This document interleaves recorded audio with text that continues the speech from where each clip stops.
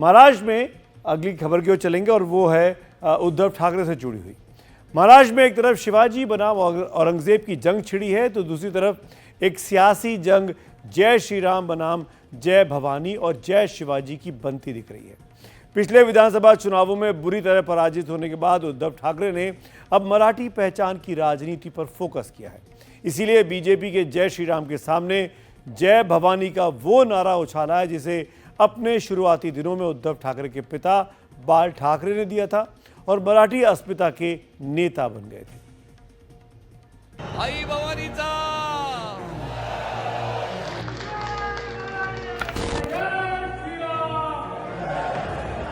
जय श्रीराम पण जय शिवाजी जय भवानी पण बोलतो पण त्याला सोडू नका। माझ्या महाराष्ट्राच्या हृदयामध्ये भवानी माता बसलेली। इस नारे ने हिंदुत्व की राजनीति को एक नई धार दी, लेकिन इस पैनी धार वाली राजनीति ने कभी हिंदुत्व की राजनीति करने वाले उद्धव ठाकरे की उम्मीदों को ही पिछले विधानसभा चुनाव में धराशायी कर दिया। पहले उद्धव भी जय श्री राम का नारा लगाते थे, अब जय भवानी से हिसाब बराबर करना चाहते हैं। हिंदुत्व हिंदुत्व जय श्रीराम और जय श्रीराम आम्ही सुद्धा म्हणतो। बीजेपी हमेशा हिंदुत्व जय श्री राम कहती रहती है, जय श्री राम हम भी कहते हैं। ये पिछले महाराष्ट्र विधानसभा चुनाव में उद्धव ठाकरे की शिवसेना को मिली बेहद खराब वाली हार का साइड इफेक्ट है या नई राजनीति की शुरुआत, ये तो उद्धव ठाकरे ही बता सकते हैं। लेकिन महाराष्ट्र की राजनीति में अपनी खोई हुई जमीन को वापस हासिल करने के लिए उद्धव ठाकरे ने नई रणनीति अपनाई है। हालांकि ये रणनीति नई है, लेकिन मुद्दा उन्होंने पुराना ही चुना है, अपने पिता बाल ठाकरे का। पहले सुनिए कि उद्धव ठाकरे ने क्या कहा। हिंदुत्व हिंदुत्व जय श्रीराम और जय श्रीराम आम्ही सुद्धा म्हणतो। बीजेपी हमेशा हिंदुत्व जय श्री राम कहती रहती है, जय श्री राम हम भी कहते हैं। लेकिन हमें भाजपा मुक्त राम चाहिए। राम के ऊपर आप अपना हक नहीं जमा सकते हैं। राम हमारा भी है। हम जय श्री राम जरूर बोलेंगे, लेकिन आप सभी भाजपा वालों को जय शिवराय जय भवानी बोलना ही पड़ेगा। अगर आपको किसी ने जय श्री राम बोला तो आप उसे जय भवानी जय शिवराय बोलिए। जर तुम्हाला कोणी बोलला जय श्रीराम ठीक आहे, जय श्रीराम पण जय शिवाजी जय भवानी पण बोलतो पण त्याला सोडू नका। इस जय भवानी जय शिवाजी के नारे के पीछे एक इतिहास है जो उद्धव ठाकरे के पिता बाल ठाकरे से जुड़ता है। 1966 में बाल ठाकरे ने मराठी अस्मिता के नाम पर ही शिवसेना का गठन किया था। तब उन्होंने मुंबई और महाराष्ट्र में रह रहे कन्नड़ों के खिलाफ मुहिम चलाई थी, लेकिन वक्त के साथ वो हिंदुत्व की तरफ मुड़ गए। बल्कि बाबरी मस्जिद के ढांचे को गिराया गया तो बाल ठाकरे ने माना था कि ये काम उनके शिव सैनिकों ने किया था। लेकिन बाल ठाकरे जिस हिंदुत्व की राजनीति के समर्थक थे, वो राजनीति उद्धव ठाकरे के समय में बदल गई। 2019 में महाराष्ट्र के मुख्यमंत्री बनने के चक्कर में उन्होंने कांग्रेस और एनसीपी से हाथ मिला लिया। इससे उद्धव के मुख्यमंत्री बनने का सपना तो पूरा हो गया, लेकिन बाल ठाकरे की राजनीति उनके हाथों से फिसलती चली गई।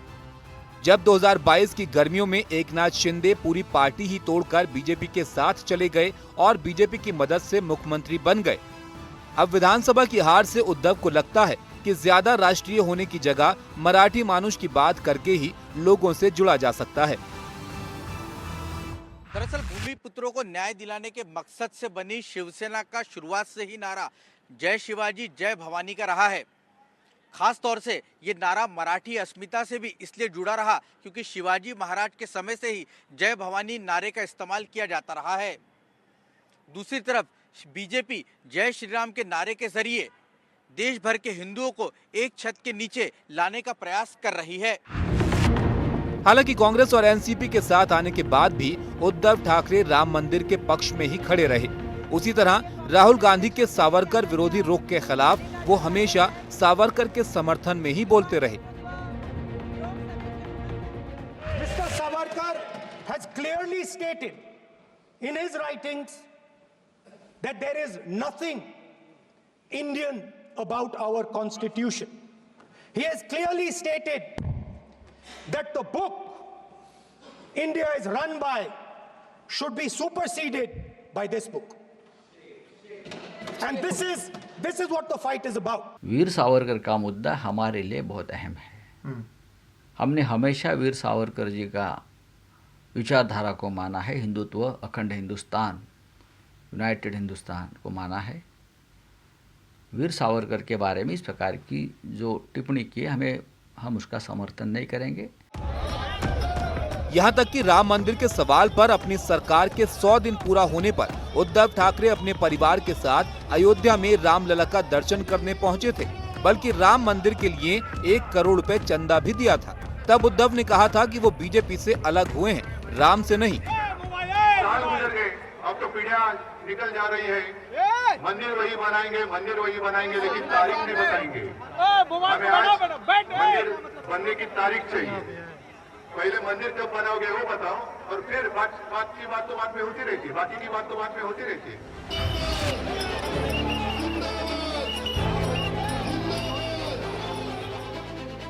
लेकिन मतदाताओं ने राम नाम के साथ वोट का नाता बीजेपी से जोड़ दिया। दूसरी तरफ एमवीए में आने से उद्धव ठाकरे की हिंदुत्ववादी छवि धूमिल हुई थी। ऐसे में उद्धव ठाकरे को लगता है कि जय भवानी के नारे के जरिए जो मराठी मतदाता चुनाव में उनसे दूर हुआ था, उनके दिलों में फिर से एक बार जगह बनाने में ये नारा काम कर जाएगा। उधर सत्ताधारी पक्ष ने उद्धव ठाकरे के इस बयान को आड़े हाथों लेते हुए कहा कि महाविकास अघाड़ी की संगत ने उद्धव ठाकरे को राम विरोधी बना दिया है। उनकी वो चीप लेवल की राजनीति वो हमेशा करते हैं। जय श्री राम हो या जय शिवराय हो, दोनों हमारे हिंदू धर्म के, हिंदू समाज के दोनों आस्था का प्रतीक है। दोनों में हमारी आस्था है, दोनों हमारे भगवान हैं। तो उसमें ये बोले या वो बोले, काम तो हिंदू धर्म का हो रहा है ना, काम हिंदू धर्म का हो रहा है। और छत्रपति शिवाजी महाराज तो हमारी पहचान है।